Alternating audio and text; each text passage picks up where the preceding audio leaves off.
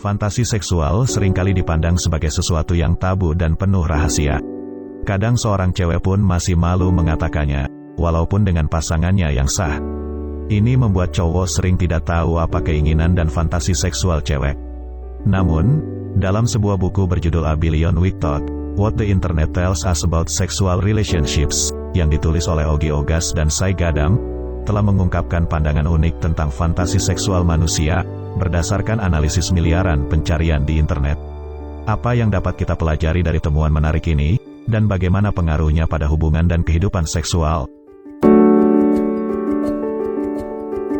Tak dapat dipungkiri, salah satu sebab internet dan teknologi berkembang pesat dipicu oleh dorongan anak muda dalam mencari gambar-gambar erotis. Sebenarnya penelitian tentang perilaku seksual pada cowok dan cewek sudah pernah dilakukan oleh Alfred Kinsey pada tahun 1948 dan 1953. Tapi sejak itu, belum pernah terjadi revolusi dalam pengetahuan kita tentang apa yang sebenarnya terjadi saat hubungan suami istri. Seperti tulisan The Washington Post dalam kata pengantar buku ini yang mengatakan, penelitian Alfred Kinsey itu hanya seperti menggores permukaannya saja. Dan di buku ini Dr. Ogas dan Gadam menawarkan temuan ilmiah baru yang menarik.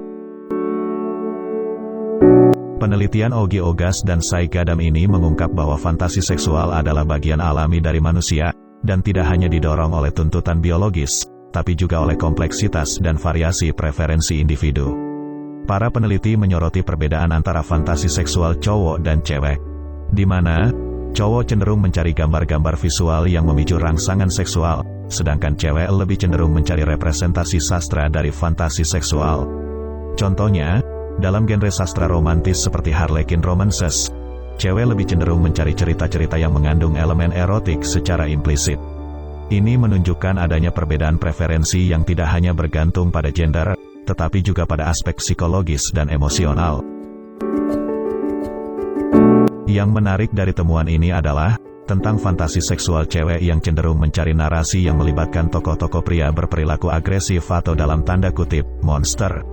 Para peneliti mengidentifikasi 5 tipe monster cowok dalam fantasi seksual cewek, yaitu vampir, manusia serigala, miliarder, bajak laut, dan dokter.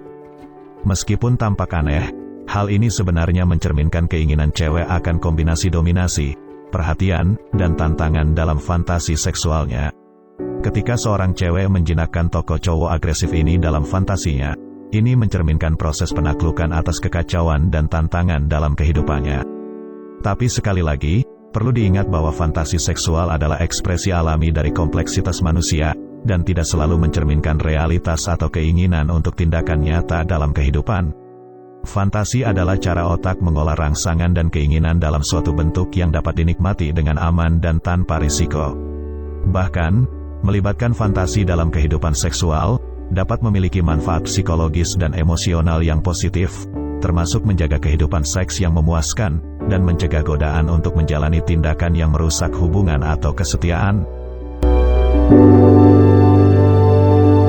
Dalam melihat peran fantasi dalam hubungan monogami, penting untuk memahami bahwa fantasi seksual bukanlah pengkhianatan atau tanda ketidakpuasan dalam hubungan.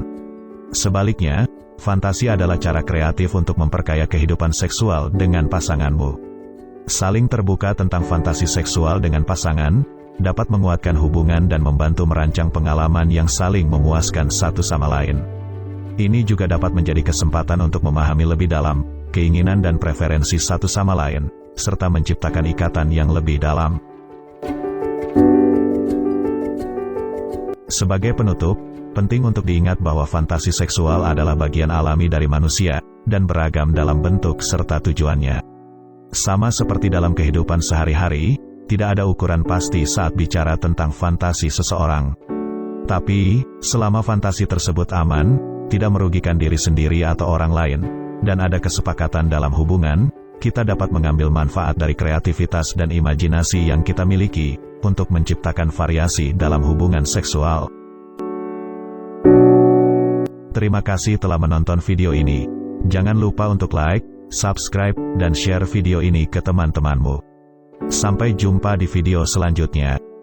Good luck bro.